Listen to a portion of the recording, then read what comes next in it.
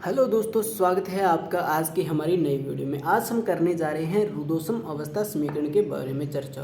रुदोषम अवस्था समीकरण है तो उसके लिए हमें पता है रुदोषम जो प्रक्रम है उसमें डेल क्यू जो है यानी निकाय और परिवेश के मध्य जो ऊष्मा है उसका मान जो क्या होता है, भी डेल क्यू का मान आदान प्रदान ऊष्मा का आदान प्रदान करने पर डेल क्यू का जो मान है वो 0 होता है। तो इसके पश्चात हमें पता है कि ऊष्मा गतिकी का प्रथम नियम, तो ऊष्मा गतिकी के फर्स्ट नियम से ऊष्मा गतिकी का फर्स्ट नियम ये कहता है कि डेल क्यू बराबर डी यू प्लस में डेल डब्लू, ये होता है ऊष्मा गतिकी का प्रथम नियम। तो इसमें डेल क्यू का मान हमने 0 रख दिया तो डी यू प्लस में डेल डब्लू बराबर हमारे पास 0 प्राप्त होता है। इसे मान लिया हमने समीकरण 1। तो इसके बाद में हमें पता है रुदोषम जब प्रक्रम होता है तो उसमें गैस का जो प्रसार होता है तो उसके आयतन में प्रसार होने से आप हमें पता है कि भी आयतन जो है वो थोड़ा बढ़ जाता है, और जब प्रसार होता है तो जो गैस है उसके ताप में कमी आती है। तो इसे लिखने के लिए कि माना रुदोषम प्रसार में एक बार हम आदर्श गैस के लिए ही लेते हैं, तो आदर्श गैस का आयतन जो है V से भी कितना हो जाता है, V प्लस डी वी, यानी जब प्रसार होता है तो उसके आयतन में थोड़ी वृद्धि होती है और ताप में कमी होती है। तो उसे कैसे लिखें भी, तथा ताप T से T प्लस T माइनस, यानी ताप में कमी हुई तो T माइनस डी टी हो जाएगा, T माइनस डी टी हो जाता है। अतः उसके द्वारा जो कार्य किया जाता है उसे हम लिखेंगे भी, अतः किया गया कार्य, यानी जो किया गया कार्य है डी डब्ल्यू, किया गया कार्य यानी डी डब्ल्यू जो है, तो उस पर गैस को कुछ न कुछ दाब लगाया जाएगा तभी उसका प्रसार होगा। तो दाब लगाया तो उसको दाब और मल्टीप्लाई में प्रसार जितना हुआ है यानी आयतन में कितनी वृद्धि हुई है तो dv, ये हो गया उसका कार्य। तो dw बराबर हमारे पास कितना आ गया, p dv। इसे हमने समीकरण नंबर 2 दे दिया है भाई। तो इसके बाद में देखिए कि आदर्श गैस जो होती है तो उसका 1 मोल द्रव्यमान है तो उसके ताप में परिवर्तन होने से उसकी आंतरिक ऊर्जा में भी परिवर्तन होता है। तो जब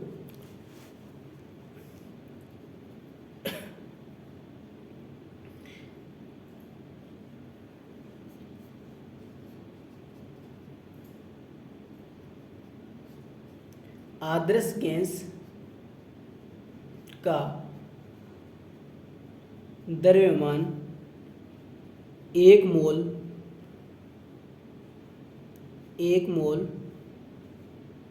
है तो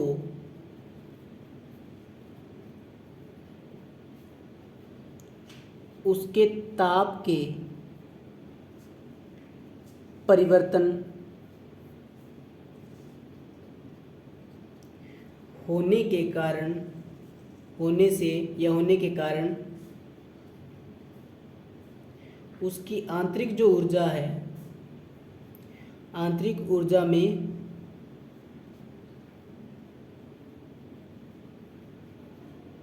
परिवर्तन होगा।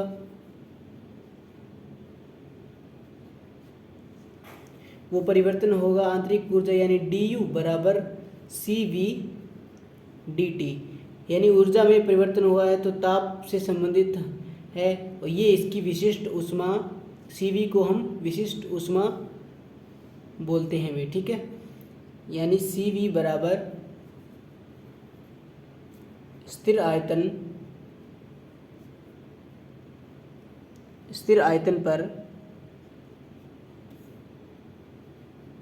मोलर विशिष्ट ऊष्मा बोलते हैं VCV को। तो इसके बाद में देखिए दोस्तों, जब DU और अपने ये जो DW और DU हमने मान निकाला है, इसे हम समीकरण 1 में रखते हैं। तो समीकरण 1 हमारे पास थी DU प्लस में DW बराबर 0, समीकरण 1। तो DU व डेल W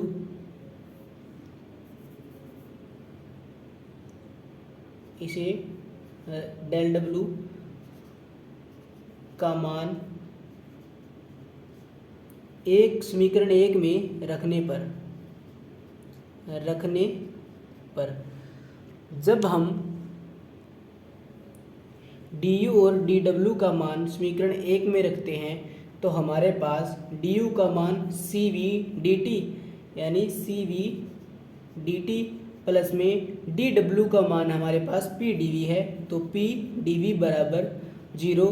इसे हमने समीकरण नंबर 4 नाम दे दिया है और इसे हमने समीकरण 3 नाम दे दिया है अभी।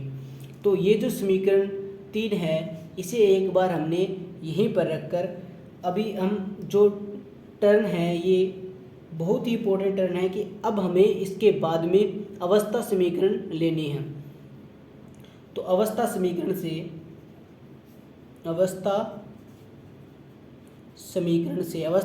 जो है, तो सभी प्रक्रमों के लिए अवस्था समीकरण एक ही होती है। PV बराबर आपको पता है RT, PV बराबर RT। P का आपको पता है, P दाब, V आयतन हो गया, T ताप हो गया, और R जो है जो कि एक नियतांक है। तो अब हम इसका करते हैं अवकलन करने पर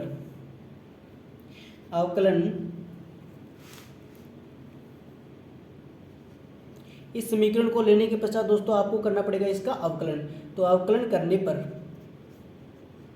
अवकलन करेंगे तो देखिए P को कांस्टेंट रखेंगे तो dV, फिर प्लस में V को कांस्टेंट रखेंगे तो dP, बराबर में R आपको पता है नियतांक है तो इसका अवकलन होगा नहीं, तो R T का हो जाएगा dt। ये हो गई समीकरण 5 हमारे पास, ये हो गई समीकरण 5। इसके बाद में देखिए दोस्तों, जब हम यहाँ से R को इधर भेजकर dt का मान निकालकर हम इस समीकरण 4 में इस dt का मान हमें रखना पड़ेगा। ठीक है, तो देखिए आगे हम इधर वाली साइड में कर लेते हैं। तो ये जो समीकरण है वो dt बराबर हमें इस प्रकार प्राप्त होगी, dt बराबर P dV प्लस में V dP बटे में ये जो R इसकी मल्टीप्लाई में था तो यहाँ से इसके डिवाइड में आ जाएगा भाई। ठीक है दोस्तों, इसके बाद में ये जो dt का मान है, dt का जो हमें मान प्राप्त हुआ है, इसे हम रख देते हैं समीकरण 4 के अंदर, यानी समीकरण dt का मान समीकरण 4 में रखने पर dt का मान समीकरण 4 में रखने पर, तो देखिए दोस्तों, जब हम dt का मान समीकरण 4 में रखते हैं तो हमें ये समीकरण वो किस प्रकार होते हैं। CV की जगह CV आ गया, तो dt की जगह आ गया हमारे पास P dV और प्लस में V dP बटे में R, ये तो आ गया dt की जगह। फिर इसके बाद में प्लस में हमारे पास क्या था भाई, P dV था, बराबर में इसके 0 था। तो देखिए दोस्तों, अब हम इसको सोल्व कर लेते हैं थोड़ा। या CV P dV प्लस में CV V dP बटे में R प्लस में P dV बराबर 0। इसके पश्चात देखिए दोस्तों, इसका लघुत्तम लेते हैं हम, तो CV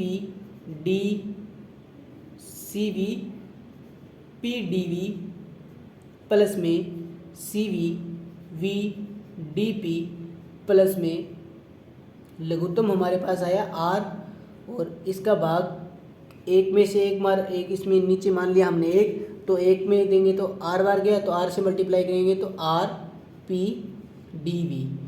ठीक है दोस्तों, तो इसके बाद में यहाँ पर हो गया इसका मान 0 बराबर में 0। इसके पश्चात देखिए दोस्तों, ये जो डिवाइड में इसे आगे भेज देंगे तो मल्टीप्लाई में जाएगा, तो 0 से मल्टीप्लाई करेंगे आर का, तो ये हो गया 0। तो ये समीकरण जो है वो हमें C V P D V plus में C V D P plus में आर पी डी वी बराबर 0, इस प्रकार की समीकरण हमें प्राप्त हो जाती है। इसके पश्चात देखिए दोस्तों, इसमें सी वी पी डी वी और ये आर पी डी वी, इसमें पी डी वी, इसमें भी पी डी वी जो पद है वो कॉमन लेकर पी डी वी को कॉमन लेकर है हमारे पास यहाँ पर जो है सी वी माइनस आर रह गया, तो प्लस में C V V D P बराबर 0 हमने इस प्रकार से लिख दिया है। तो देखिए दोस्तों, एक संबंध होता है जिसे मेयर संबंध बोलते हैं। कौन सा संबंध भाई? मेयर संबंध। मेयर संबंध ये कहते हैं कि C V C P minus C V बराबर होता है, C P minus C V बराबर आर होता है। ये होता है मेयर संबंध। इस संबंध को यानी आर की जगह हम यहाँ पर C P minus C V रखने वाले हैं। तो देखिए दोस्तों, जब हम आर का मान C P minus C V यहाँ पर रखेंगे तो हमारे पास P D V C V minus C P minus C V बराबर प्लस में C V V D P बराबर 0 हमें ये समीकरण है वो इस प्रकार प्राप्त हो गई है अभी। तो सी वी से सी वी हमारा ये कैंसिल हो जाएगा। सी वी से सी वी का जो मान है वो कैंसिल हो गया।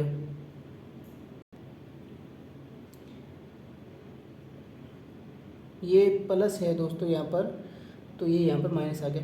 तो सी वी से सी वी कैंसिल हो गया, प्लस का माइनस का। तो इसके बाद में हमारे पास जो है वो सी पी रह गया। तो C P P D V plus में C V V D P बराबर 0। अब इस पद के अंदर देखिए दोस्तों, आपको क्या ऐसा स्पेशल जो नज़र आ रहा है कि इसमें एक तो सी वी और ये पी, ठीक है, और ये वी जो एक्स्ट्रा है हमारे पास पी और वी। सी पी तो हमने ज्ञात किया है मान इसको निकालने के लिए। तो हमारे पास जो पद है वो पहले से कौन कौन से थे? पी, वी और सी वी। तो इन तीनों का अब हम इसमें भाग देने वाले हैं। तो अब इस समीकरण में इसे समीकरण नाम दे देते हैं 6। तो समीकरण 6 में समीकरण 6 में सी वी और पी वी का भाग देने पर सी वी पी वी का भाग जब हम समीकरण में देते हैं तो देखिए दोस्तों, सी पी और ये हमारे पास है पी डी वी प्लस में आगे था भी सी वी और वी डी पी बराबर 0। इसमें हमने भाग दे दिया सी वी पी वी। 0 में भाग देंगे तो कुछ भी 0 ही रहेगा इसमें।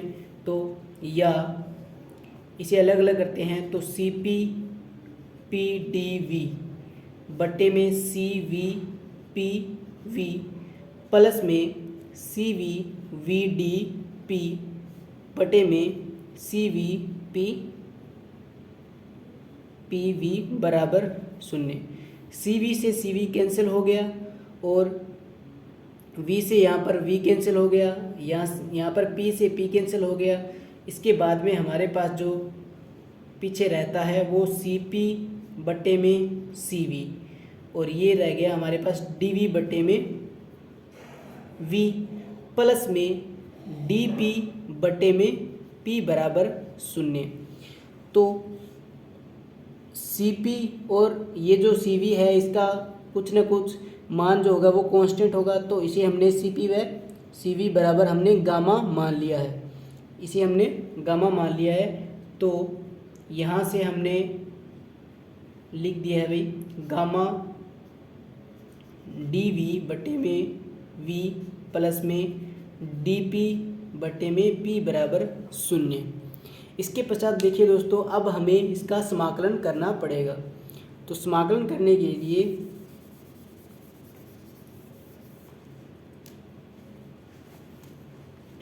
इसे नाम देते हैं समीकरण नंबर 7। तो समीकरण 7 का समाकलन करने पर, जब हम समीकरण 7 का समाकलन करते हैं तो देखिए dV पोल में V का हो जाता है log V और dP पोल में V का हो जाता है log P, और यहाँ पर जो गामा है तो ये तो कांस्टेंट था, तो इसका समाकलन करेंगे तो गामा log V प्लस में log P बराबर, ये 0 है तो आगे समाकलन करेंगे तो कुछ ना कुछ कांस्टेंट आ जाएगा, तो इसे लिख देते हैं कांस्टेंट, कांस्टेंट लिख देते हैं भी आगे। तो इसके बाद में देखिए दोस्तों, जब हमारे पास ये गामा, इसको लॉग में ये नियम होता है, अगर लॉग के मल्टीप्लाई में है तो आगे वाली लॉग के अंदर वाली संख्या के पावर में चला जाता है।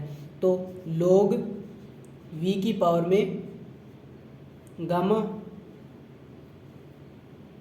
log V की पावर में गामा और प्लस में log P बराबर, यहाँ पर हमारे पास जो प्राप्त होगा वो कांस्टेंट आगे प्राप्त होगा। अब देखिए दोस्तों, ये यहाँ पर log का जो एडिशन का जो नियम है उसमें ऐसे होता है कि हम इनको आपस में जोड़ते हैं तो इनका मल्टीप्लाई हो जाता है भाई। जैसे इन दोनों को लिखेंगे तो इनको अंदर मल्टीप्लाई करके लिख देते हैं एक साथ। तो log P V की पावर में गामा बराबर जो है वो कांस्टेंट है। इसके बाद में देखिए दोस्तों, जब हम इसे log को हटाते हैं तो ये जो है वो आगे e की पावर में चला जाता है। ये कांस्टेंट है तो वो कांस्टेंट ही रहेगा, तो आगे हम इसको लिख सकते हैं पी वी की पावर में r बराबर कांस्टेंट, यानी कुछ ना कुछ हमारे पास नियतांक ही आएगा, इसे लिख देते हैं भी नियतांक, कुछ ना कुछ नियतांक ही हमें प्राप्त होने वाला है। तो जो हमारे पास समीकरण 5 थी उसे हम रुद्धोष्म अवस्था समीकरण कहते हैं। आदर्श गैस के लिए जो रुद्धोष्म अवस्था समीकरण है उसे हम इस प्रकार लिखते हैं, आदर्श गैस के लिए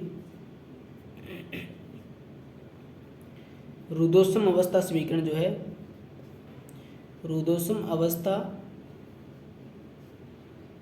समीकरण आप जानते ही हो, पीवी बराबर RT होती है। इसके द्वारा हम दो मानों को दो पदों में हम इसके मान जो है वो निकाल सकते हैं। वो किस प्रकार निकाल सकते हैं, देखिए दोस्तों, P और T के पदों में, V और T के पदों में, क्योंकि R तो यहाँ पर कांस्टेंट है इसलिए हम P और T व V और T के पदों में इसका मान जो है वो ज्ञात कर सकते हैं। तो समीकरण 5 में, समीकरण 5 जो ये हमारे पास थी, तो इसमें क्या किया अभी हमने, इसे रुद्धोष्म अवस्था समीकरण बोलते हैं। तो इसका जो मान है वो हमने इस प्रकार निकाला है कि P बराबर RT बटे में V, यानी ये जो V है इसे हमने डिवाइड में भेज दिया है। तो अब हमारे पास हमने जो मान निकाला है ये वाला, इस मान को इसमें रखेंगे तो देखिए दोस्तों, P V की पावर में R बराबर नियतांक है, तो P बराबर हमारे पास नियतांक बटे में V की पावर में गामा, ये हमें प्राप्त इस प्रकार होगा। तो ये जो P का मान है वो हम यहाँ पर रखने वाले हैं। तो देखिए पी का मान यहाँ पर रखेंगे तो यहाँ पर तो कुछ हो गया नियतांक, बटे में क्या होगा v की पावर में गामा बराबर आर टी बटे में v। तो इसे आगे सोल्व करेंगे तो आर टी बटे में v मैंने यहाँ पर लिख दिया है। तो ये जो डिवाइड में है तो इधर वाली साइड में आएगा तो मल्टीप्लाई में आ जाएगा, तो मल्टीप्लाई में v की पावर में गामा बराबर यहाँ पर क्या आ गया अभी कांस्टेंट या नियतांक लिख देते हैं, नियतांक आ गया हमारे पास। तो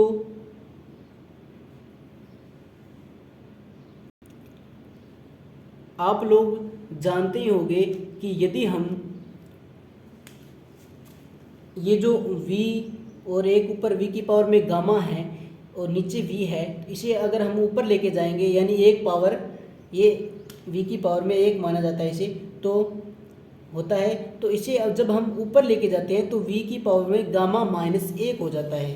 तो आगे वाले स्टेप में लिखेंगे कि टी आर कांस्टेंट है तो इसे हमने आगे भेज दिया तो आर का कोई मैटर ही नहीं रहा, तो टी वी की पावर में गामा -1 इसे बराबर में नियतांक लिख देते हुए नियतांक। इसे हमने इस प्रकार सॉल्व कर लिया है जिसे हमने समीकरण नाम दे दिया है भाई 8।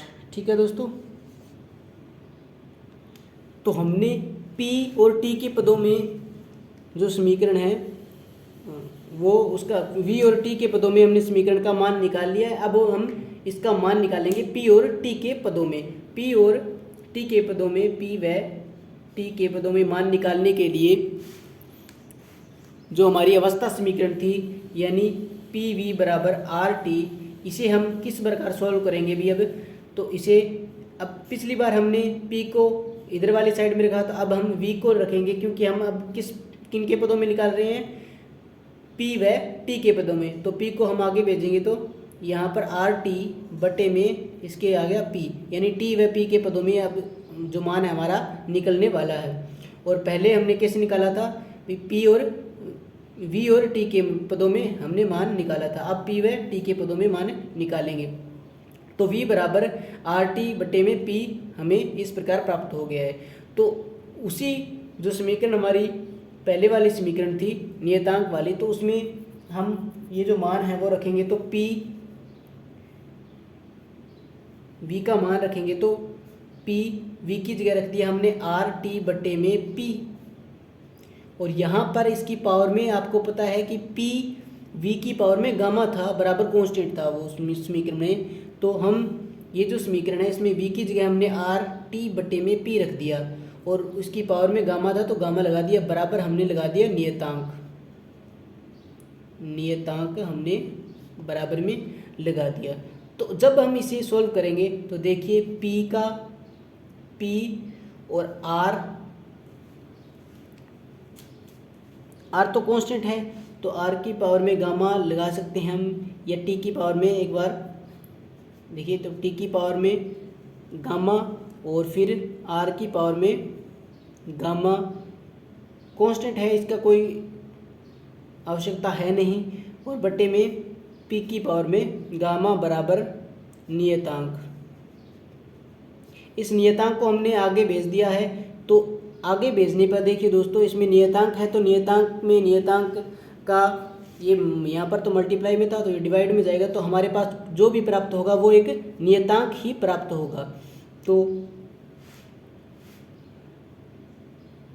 इसे आगे हल करने पर देखिए दोस्तों हमारे पास क्या रहता है कि ये जो P है इस P को हम ऊपर लेकर जाते हैं, यानी टी आर तो हमारे T के पावर में गामा तो हमारे पास था ही, और यहाँ पर क्या है P की पावर में 1, इसको ऊपर लेके जाएंगे तो इसकी पावर हो जाएगी माइनस में, यानी गामा माइनस गामा हो जाएगी, तो बराबर नियतांक। इसके बाद में T की पावर गामा P, जब ये मल्टीप्लाई में होता है तो आपको पता ही है कि 1 माइनस गामा, इस प्रकार इसको लिख सकते हैं जो कि क्या है भी एक नियतांक है। यानी हमारे पास जो समीकरण है वो टी वी के पदों में तो ये प्राप्त हुई है और टी पी के पदों में हमें इस प्रकार प्राप्त हुई है। इसे हमने नाम दे दिया है समीकरण 9।